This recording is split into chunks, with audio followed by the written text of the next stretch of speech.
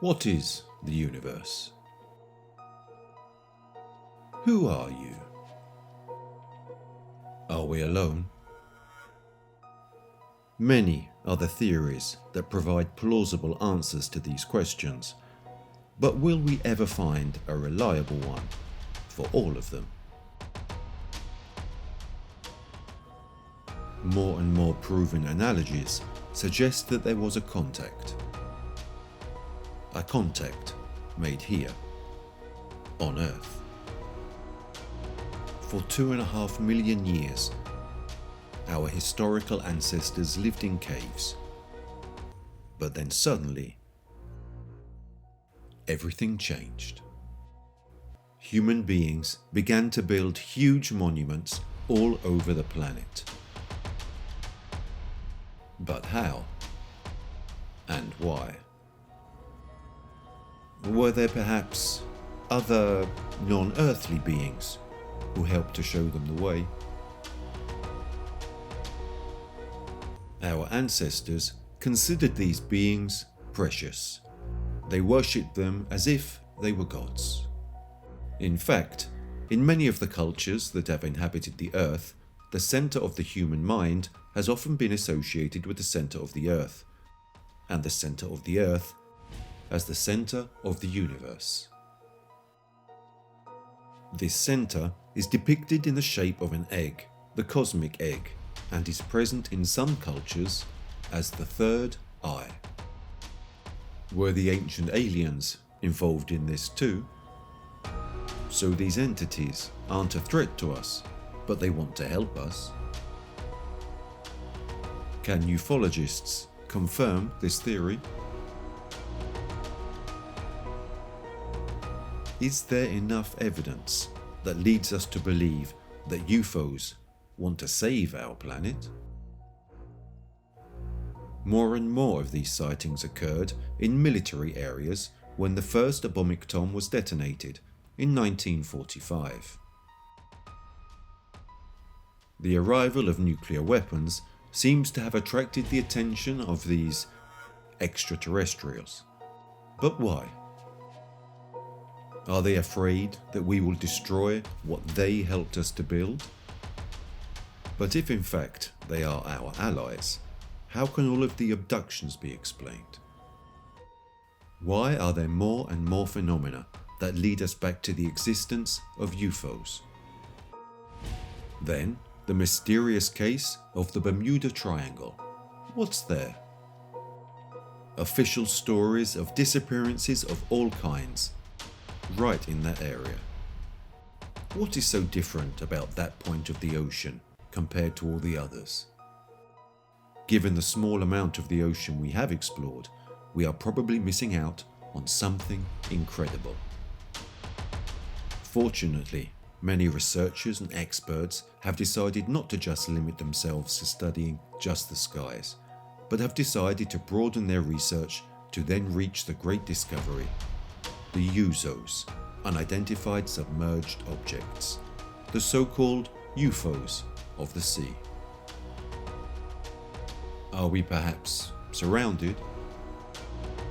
For now, the Earth is the only planet containing that precious component, water. Is what is here really ours, or is it thanks to someone or something else that we have all of this?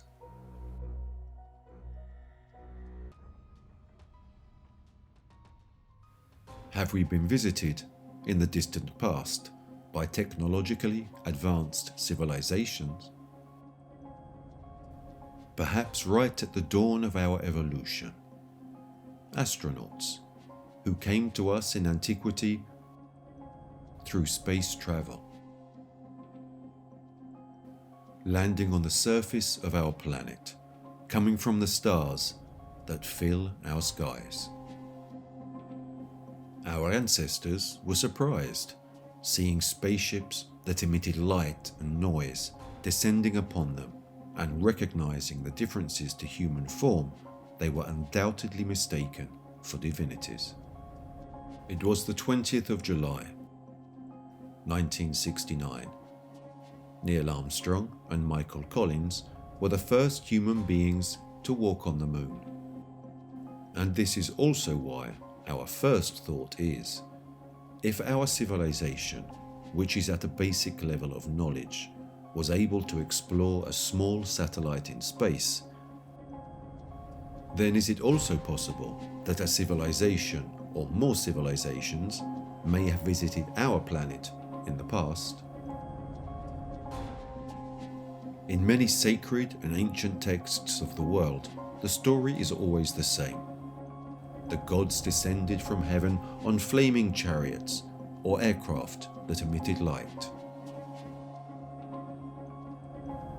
If we take, as an example, an ancient text such as the Bible, in the book of Ezekiel, the prophet meticulously reports an encounter with celestial beings who came down to earth aboard incredible flying machines.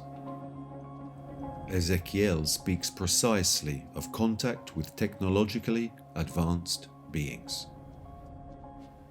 He talks about creatures with 4 heads that emit divine, shining light. He says they appear as human-like beings. The first is seated on a flying throne, where underneath it wings can be seen, that when they beat, emit a sound similar to that of a storm, exactly the same description of a space shuttle taking off, or a departing space missile.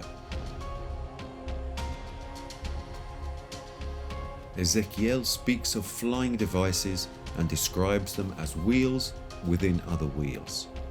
And here, technology is translated into the supernatural. A fundamental step towards understanding the truth, a truth that comes from far, far away. In some caves in Italy, there are drawings depicting astronauts wearing helmets. Also in America, in Utah, we have petroglyphs of strange creatures with antennae on their heads wearing helmets. On the other side of the world, in Australia, we have the exact same drawings of these beings wearing a helmet and with a halo around their head.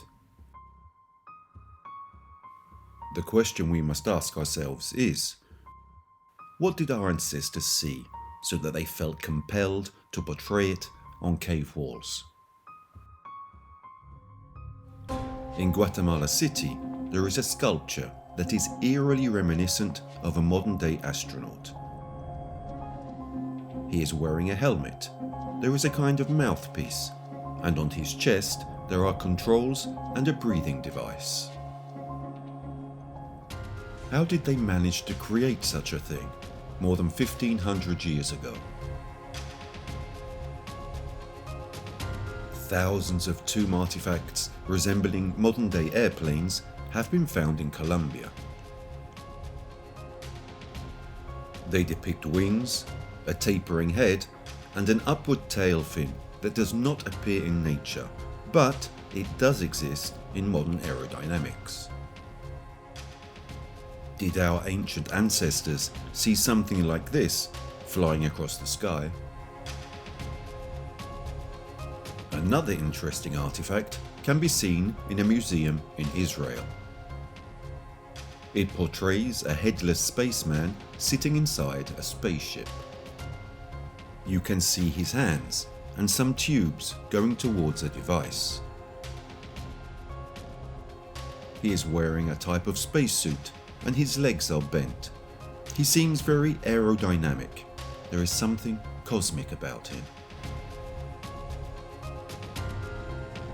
These people witnessed something, and with simple tools, they left evidence of it.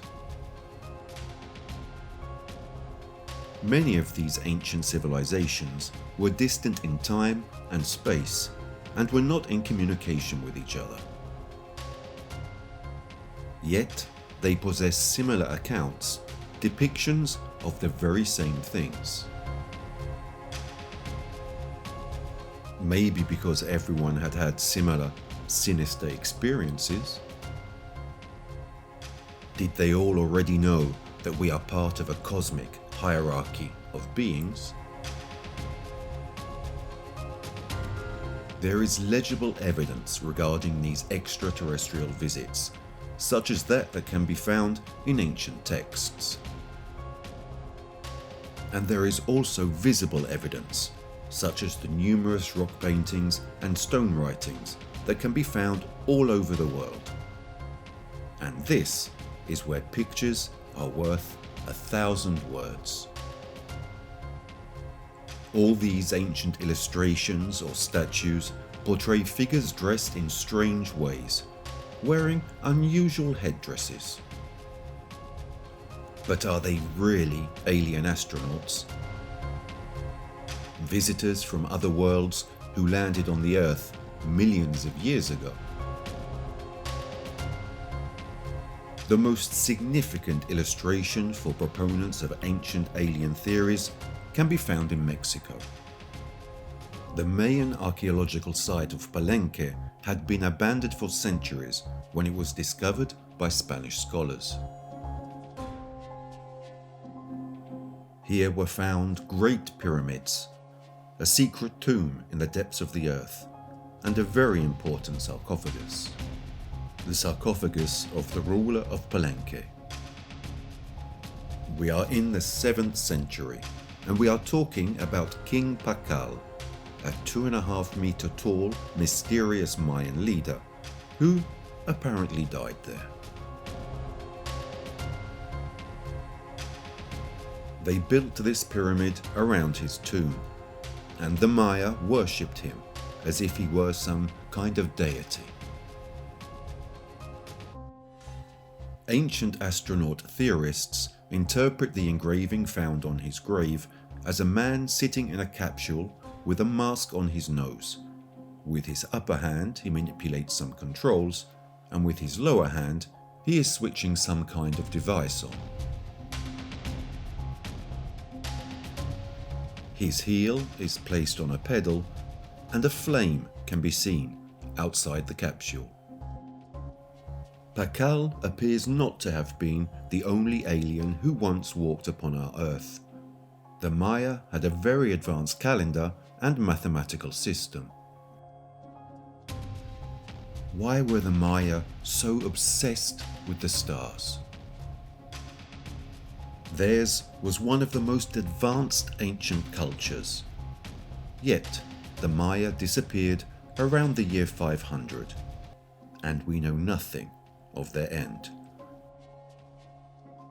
As if they had vanished into thin air. By now, there is multiple proof of an alien existence. The pyramids are connected to the gods who once came down to Earth.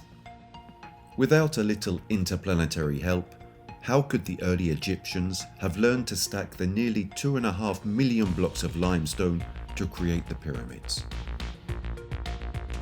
How could prehistoric man move the immense boulders of the Stone Age? How could they make the stones fit together so tightly and precisely?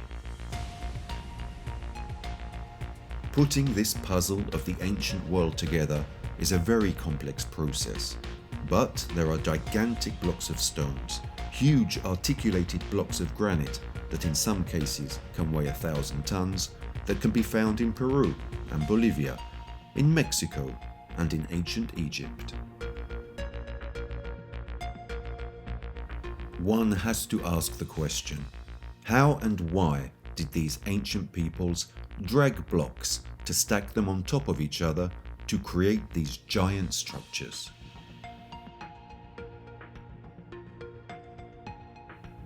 The best known and most mysterious megalithic structure in all the world is the Great Pyramid of Giza. The oldest and largest of the 3 pyramids in Egypt. It is believed that this engineering miracle was built over a period of 22 years, but for ancient alien theorists, these accounts do not add up. It is impossible that the Great Pyramid was built in just 20 years, because if that were the case, it means that they would have had to cut, transport, and place a stone every 9 seconds. Modern engineers say that even today they couldn't perform such a feat in such a short time.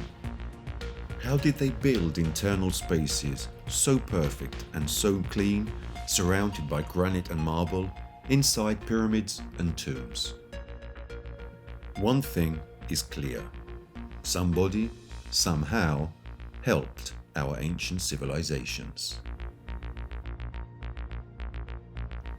In Egypt, there are ancient traditions that say that the Great Pyramid was built by a pharaoh named Saurit.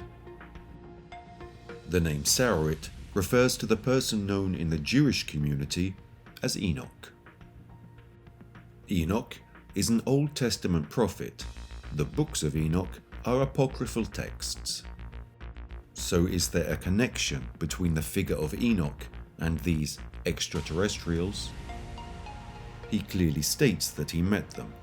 In the apocryphal scriptures, it is written that Enoch gives the order to erect a building that cannot be destroyed for thousands of years. The ancient Egyptian texts clearly state that the pyramids were built by humans, but with the assistance of the guardians of the sky, that is, of the gods.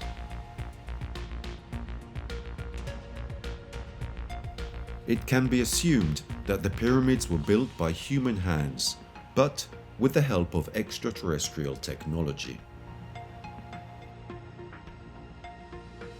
In 1877, the writer and theologian Joseph Seiss demonstrates that the Great Pyramid stands at the intersection of the longest line of latitude and the longest line of longitude, at the exact center of the entire landmass of the world. In addition, all of its 4 sides align precisely with the 4 points of the compass, even though the compass was invented thousands of years later. Are all these just coincidences? Has the truth always been in plain view?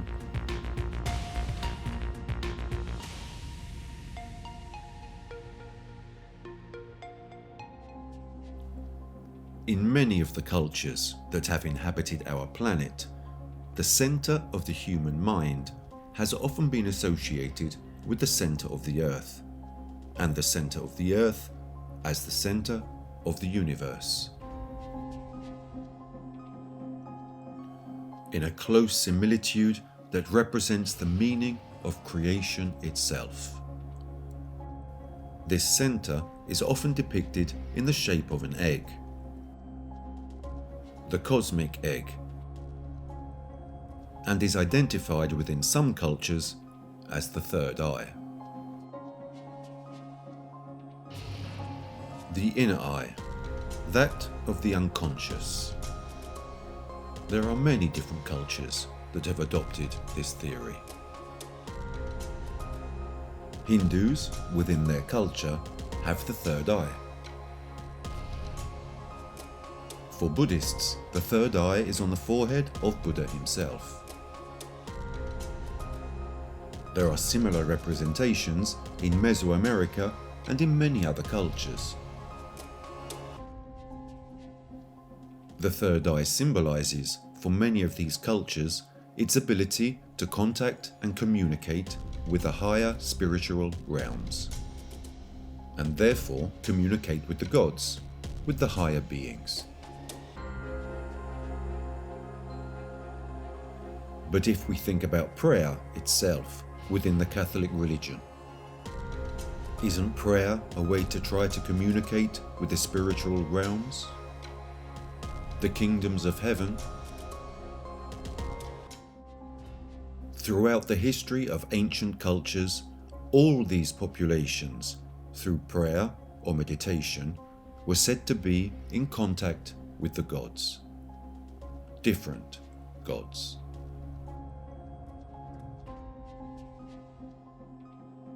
Tesla himself stated that there is a terrestrial field that connects all things.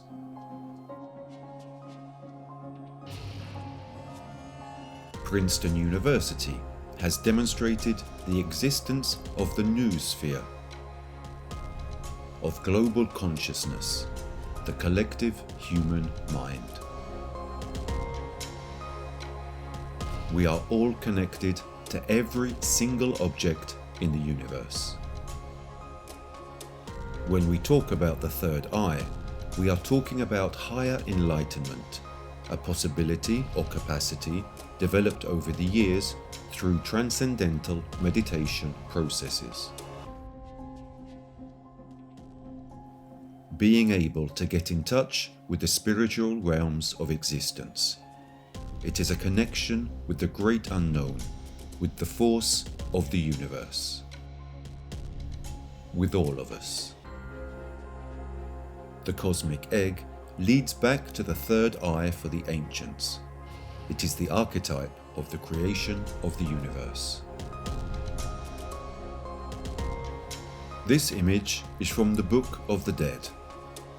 The image depicts a southern cosmic egg on the left and a northern cosmic egg on the right, with two women pouring the waters of creation into the egg. Even the ancient Egyptians have depictions of the cosmic egg. They depict life after death, so it is a symbol that is connected to the spiritual realms.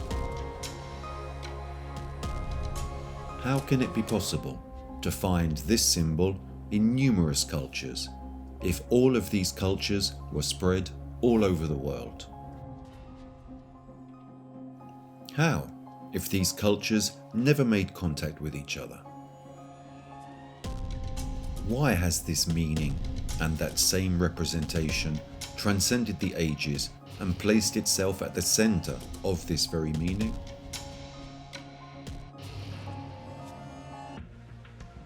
This is Piero della Francesca, a 1472 work depicting the cosmic egg, symbolizing life after death.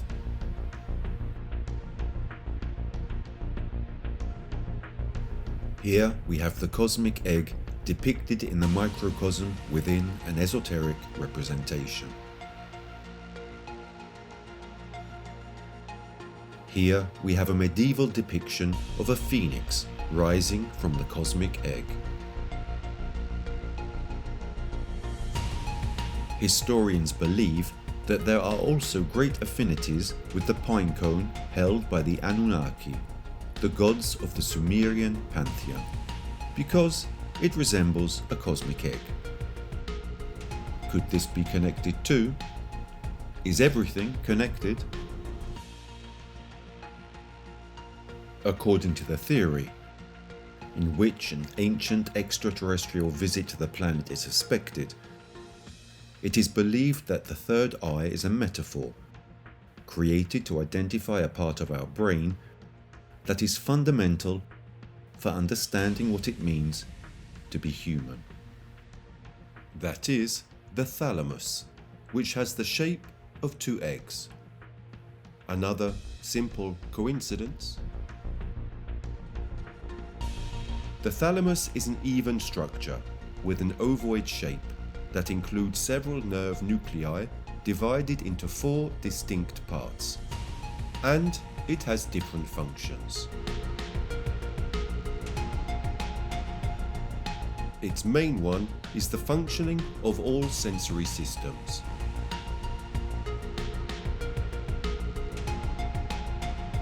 Experts in neurology call it a processing and transmission station. The Eye of Horus symbolizes good health and prosperity.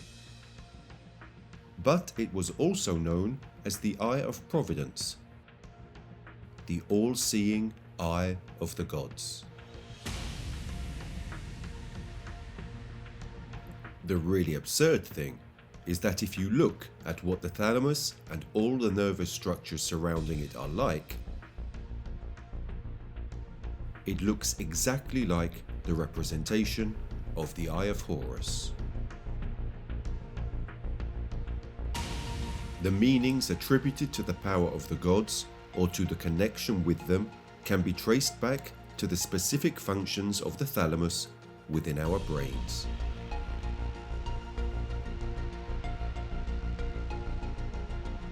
This same meaning is often attributed to the pineal gland. This gland, in 130 AD, was described as the seat of the spirit, the seat of the soul.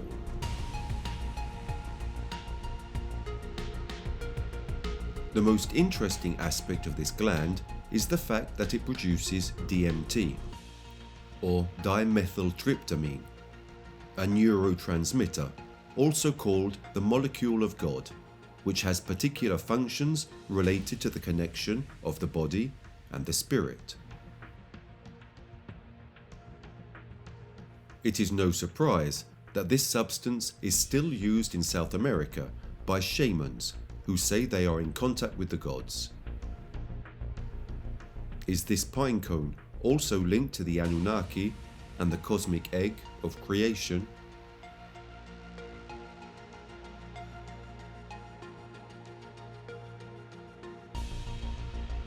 Jung stated that our psyche is constituted in harmony with the structure of the universe, and what happens in the macrocosm equally happens in the infinitesimal and more subjective recesses of the soul.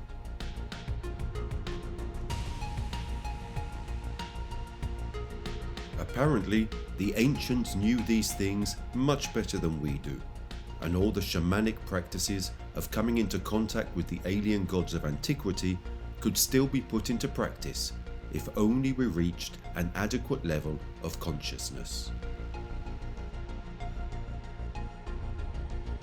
On the basis of the noosphere, is it possible to connect to the construct of the universe? Are advanced civilizations in the cosmos already doing this? Is the technological advancement of these civilizations focused on the development of personal cognitive abilities? Why do different populations who have never come into contact with each other have as a symbol the third eye that represents the inner self, the ability that human beings have to communicate with the gods?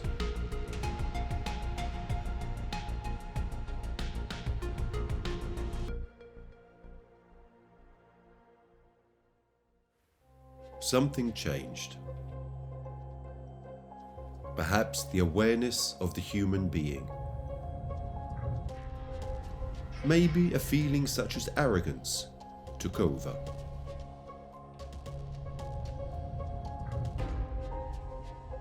How come ancient civilizations welcomed alien beings and decided to venerate them, and then found millions of ways to cover everything up? What exactly are they hiding? Who is behind all of this?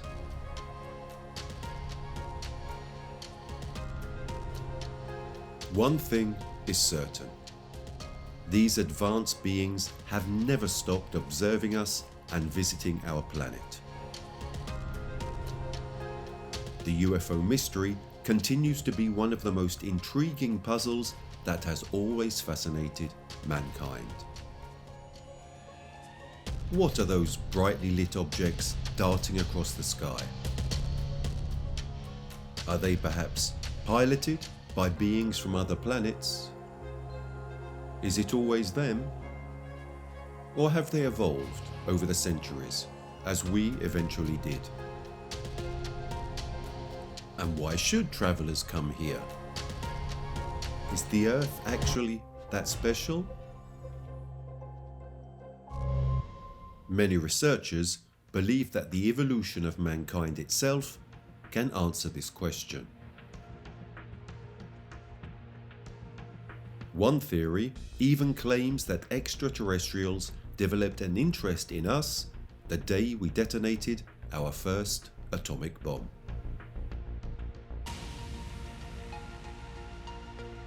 Did visitors from other worlds fear that we could become a threat to the universe? That with our rockets we could have destroyed inhabited worlds? During the two nuclear explosions in 1945, the first flying saucers were officially sighted. In 1947, the pilot Ken Arnold was flying over Washington state. And when he landed, he claimed to have seen 9 silver discs following him. And according to his estimates, they were flying at approximately 2,600 kilometers per hour. He described their movement as that of a saucer skipping along the surface of water, and the reporters were so enthusiastic that one of them coined the phrase flying saucers. But were the flying objects Arnold saw really the first UFOs? During the Second World War, luminous objects were sighted following aerial bombardments as they made their way to their target in Germany. Are there any objects sighted in our skies in the past that suggest what the real mission of the alien visitors is? In November 1896, in California, a ghost ship suddenly appeared over Sacramento. It projected a huge beam of light in front and behind it, and had some strange equipment, like thrusters or wings. The object travelled around the rest of the country during April 1897, and there are numerous descriptions of it. Something similar happens in Minnesota. The object is described as a flying ham with headlights.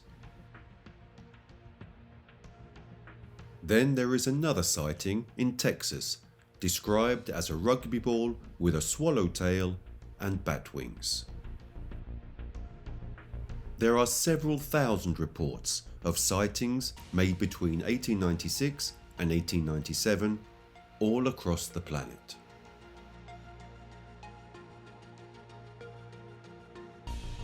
There are drawings that are more than 400 years old, and they are documents that change many opinions. They were found in the 16th century. Whoever made these drawings had certainly seen something. They are evidence of sightings even in that century, the difference being that they were considered as divine signs. In August 1566, in Basel, Switzerland, huge black globes floated in the sky, and earlier, in 1561, similar objects were sighted in Nuremberg. If we turn to the 16th and 17th centuries, we enter the golden age of sightings that we generally call UFOs. John Calvin said that miracles occurred every day. In a depiction of the 1600s, you can see some strange objects in the sky. The Roman historian Livio tells of a flying object that crosses the sky. In Istanbul, there is a strange map made by a 16th century Turkish cartographer. The Piri Reis map was drawn up in 1513, 21 years after the discovery of America. In it, it is to be noted that Antarctica is a continent, but Antarctica was only discovered in the 19th century. And there are mountains that were not discovered until the 20th century. How is that possible? Only somebody who had seen the planet from above, from space, could have made a map depicting the Earth in this way. And it is also strange that the Piri Reis map was created at a time when Western civilization was heading towards great expansion. Were the aliens really starting to take an interest in the course of human evolution? Could their involvement have been vast enough to give us such important advances?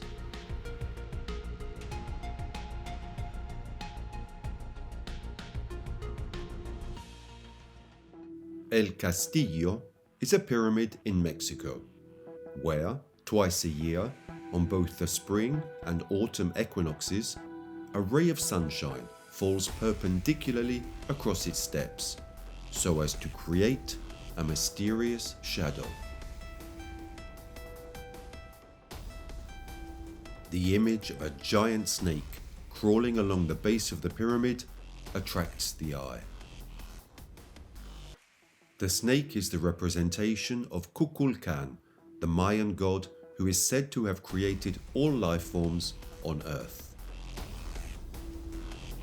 It was he who ordered the building of the pyramid in this way. But why would the serpent god order a structure like this to be built?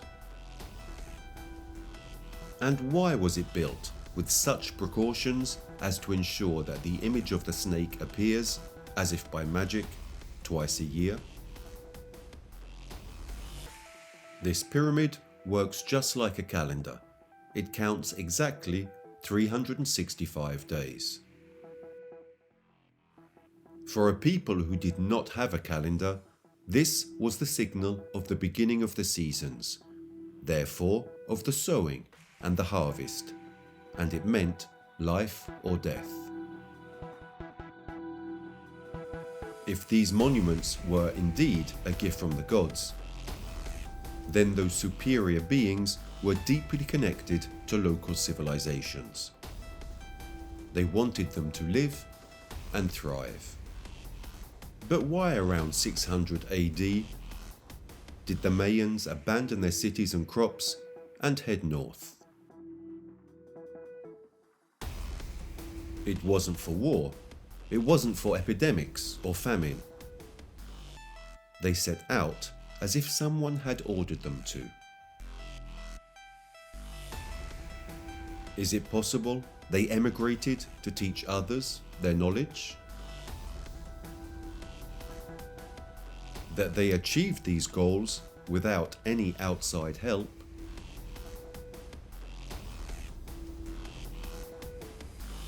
Assuming that extraterrestrials have been visiting the Earth for thousands of years, wouldn't they have left evidence of their existence? Anything other than the stories, the drawings of strange objects in the sky? Many scholars think that this kind of evidence can be found in the Nazca Plain in southern Peru. These traces are probably 2,000 years old, but their resemblance to a modern-day airport is quite striking. The tracks found in Nazca are described as landing strips. So, are they remnants of space traffic? They are figures visible only from above. They probably needed them to indicate their route. If this is true, what will interplanetary travelers have brought here? Or what will they have taken away? More and more interesting theories about UFOs are constantly being revealed. Let's say that beings light years away from us have never really managed to visit us. But maybe inhabitants of some nearby world have. But from which of the neighboring worlds? Is it possible that it is another planet we are unaware of? At one time, people believed that intelligent life forms could exist on nearby planets. In fact, people associated UFOs with Mars or Venus. But today, we know that conditions existing on the other planets in our solar system make the existence of life unlikely.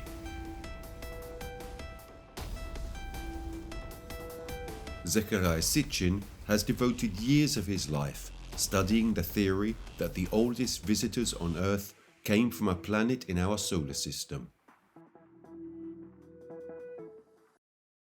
He believes that the answer lies in the Sumerians, whose origins are uncertain. The first information concerning them dates back to the 3rd millennium BC. We can find many answers to questions about extraterrestrials, and we can witness them in the ancient records of the Sumerians. Their civilization originated in the territory we know today as Iraq, some 6,000 years ago, and provided the basis for all the great cultures that followed. From the Babylonian to the Syrian culture. Sitchin states it all originated with the Sumerians. Writing and mathematics, the wheel, the oven, brickmaking, multi-story buildings, the monarchy, codes, laws, astronomy, and much, much more. Many cultures have had to struggle over centuries to evolve. But the Sumerian civilization suddenly appeared, as if it had been transported there. The Sumerians were aware of detailed notions about the solar system thousands of years before modern astronomy was born. How is this possible? The knowledge that the Sumerians had of astronomy is incredible. They knew all the planets that we know today. They described and even depicted them in their exact positions and dimensions. Copernicus was the first astronomer to prove that all the planets in our solar system revolve around the Sun. This happened in 1543, but the Sumerians claimed the same thing over 5,000 years earlier. Another thing that is even more incredible, they described Uranus and Neptune as blue-green twins. We were able to observe these planets closely only in 1986, thanks to the Voyager space mission. This space mission described the two planets as blue-green twins. Exactly as the Sumerians had described them. Is all this just a coincidence? Is it just fantasy? The Sumerian text explicitly says that all their advanced knowledge came from the Anunnaki, a word which literally means those who came to Earth from heaven. But where did these visitors come from? Did the Sumerians leave any clues? The ancient Sumerian writings describe a planet that revolves around the Sun in an oblique orbit with respect to the others, and that makes a complete orbit every 3,600 of our years. They called this planet Nibiru, and it would seem that the Anunnaki came from this world.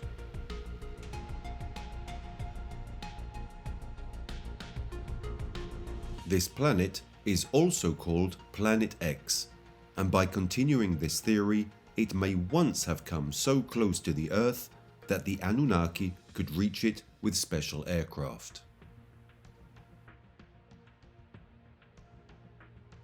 If there were a planet like the one described, wouldn't it have passed close to the Earth over and over again?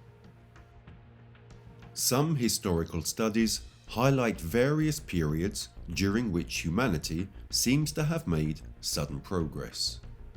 The first period dates back to about 3,600 years ago. The hypothesis that the Anunnaki took advantage of their proximity to Earth on various occasions and that each time they helped us to progress is very plausible. Are we all part of a cosmic science experiment? Why should aliens be so willing and eager to help human progress? Theories specify that it is likely that thousands of years ago these mysterious space travelers wished our race to survive. For the same reason, we wish our children to survive. Perhaps it was these beings who seeded the Earth with their own life forms. We could be their children. This theory could also be supported by the biblical account of the creation of man.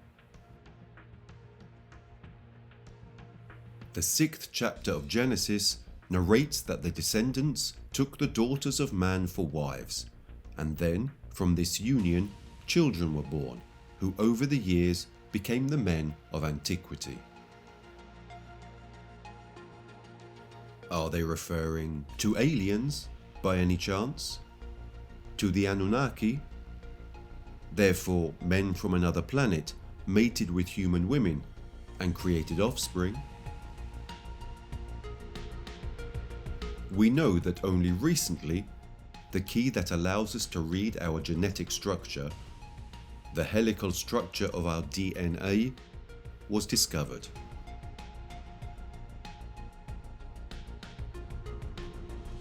But if we go back in time, we can find the same image in a Sumerian document from 5,000 years ago.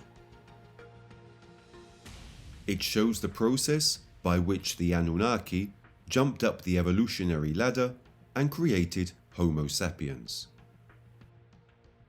We have, partially, the same genetic constitution, created in their image and likeness. This would explain why visitors from the skies resemble humans in ancient depictions. Have we then discovered ourselves? Does the modern theory on the existence of UFOs somehow justify doubts about the mystery of creation? Are there all-powerful beings responsible for everything we don't understand? In some ways, they are the equivalent of Zeus and Hercules in Greek and Roman mythology. Thus, in a certain sense, they represent the last chapter of the great story of human mythology.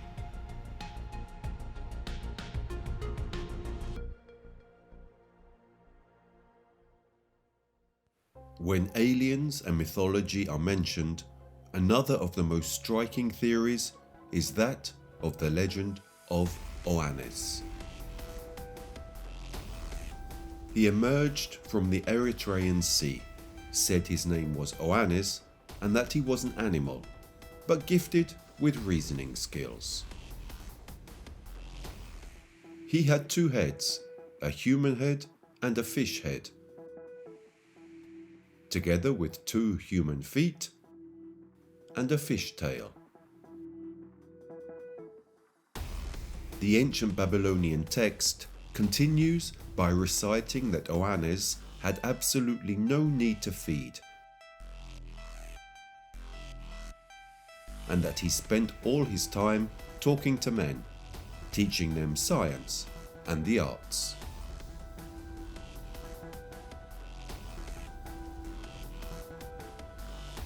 It was in fact from Oannes that men learned writing, learned to understand signs, and planned the construction of a temple.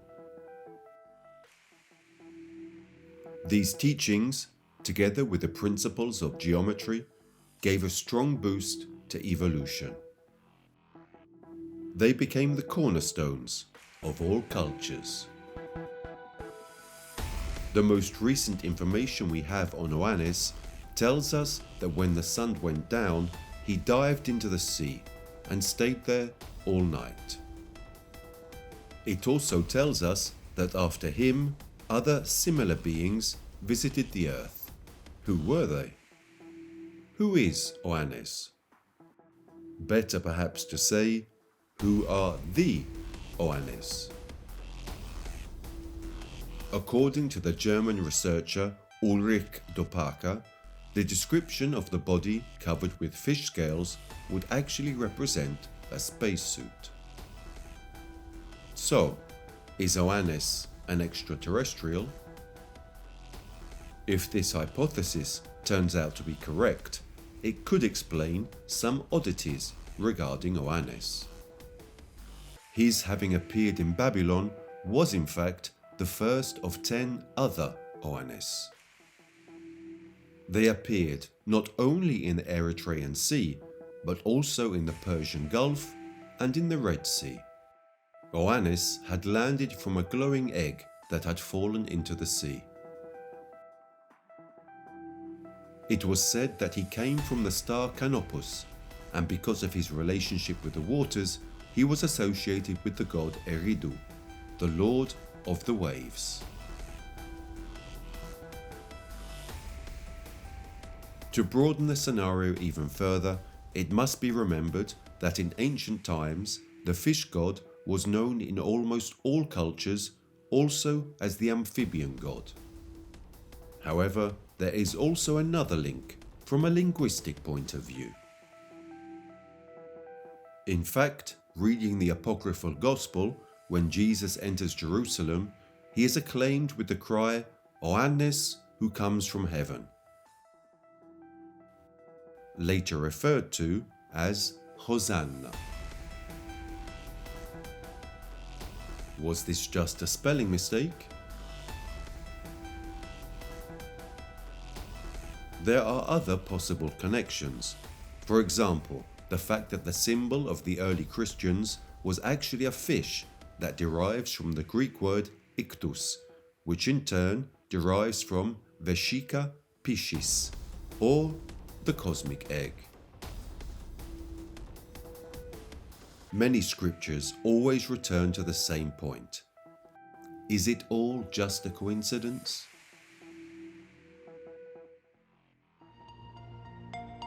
Most scholars and most people who believe in the existence of a higher entity are, however, increasingly focused on observing and studying the skies, forgetting that space is not the only unexplored dimension. There is another one. The sea, which is much closer to us. These phenomena that apparently have always been among us are now catalogued as USOs, the UFOs of the sea. The acronym was created precisely to catalogue unidentified submerged objects, or those that in the UFO field are sightings of mysterious objects under the surface of the sea. These are sightings not attributable to recognized objects, and even if the number of sightings are fewer than those relating to UFOs, it is a topic that deserves more truth. Most of the reports deal with objects that move under the surface of the sea with large dimensions, objects that produce no noise and have no apparent wave motion. Opinions on this subject are mixed. Often these are natural phenomena or military vehicles, but many cases now show the opposite. The United States began to show some interest in USOs as early as the 1960s. Later, on the 29th of August 1964, photographs were circulated showing a spherical object about 2,000 kilometers off the coast of Chile. Reports soon also arrived from Europe. In Italy, in 1978, in the stretch of sea between Bellaria and Cesenatico, a huge fireball rose from the depths and darted towards the sky.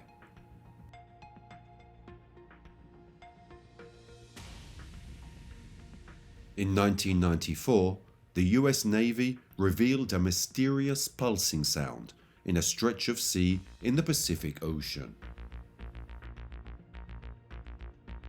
The sound came from the seabed, and as the expert stated, it was not something biological, but mechanical.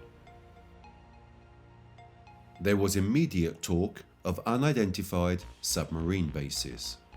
Facts relating to the famous Bermuda Triangle were even associated with underwater alien bases.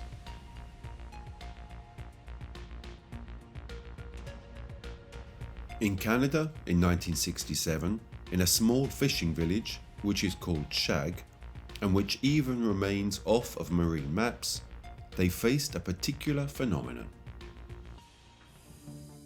Everything began with the sighting of strange orange lights in the sky. It was claimed that the flashing lights headed out to sea and started floating on the water about half a mile off the coast. Everyone initially thought that it was a plane crash and took care to alert the Canadian police. Meanwhile, the lights were stationed on an unknown object about 60 feet in length. The first men arrived, and they spoke of a yellow light that moved slowly upon the surface of the water, leaving a yellowish trail. No boats and no aircraft were missing from the roll call that evening. The following day, an official communiqué was issued. Something from the sky had hit the water. An object of unknown origin. The incident was quickly closed, with no comments from the official authorities. But why? Yet the American UFO Research Center conducted in-depth research on the case, noting deliberately unspoken details. The object traveled at a speed of 25 nautical miles, in an area of sea close to a survey base. The object was picked up by sonar, and the signal was sent to some nearby ships. After a few days, the authorities made an anonymous recovery attempt, even if no one ever specified what there was to be recovered.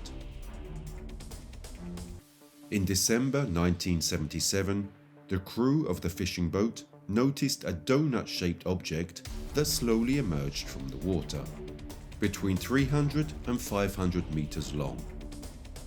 When it took off, it remained in stationary orbit almost above the boat, putting all its installation systems out of use. Evidence. Chilling testimony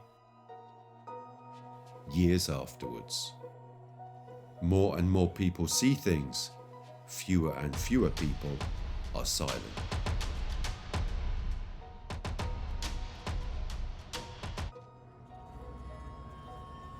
So if we have come to the conclusion that we have never been alone, now our eyes will no longer have to scan only the skies, but also pay attention to the seas and its infinite secrets. So, there are several theories that revolve around UFOs. Are they actually our creators? Have we, human beings, succeeded in progress with the help of somebody else? What has changed over time to lead us to hide the truth about our true existence? The theories may differ, but one thing is certain. We are not alone. We were not alone, and we will never be alone.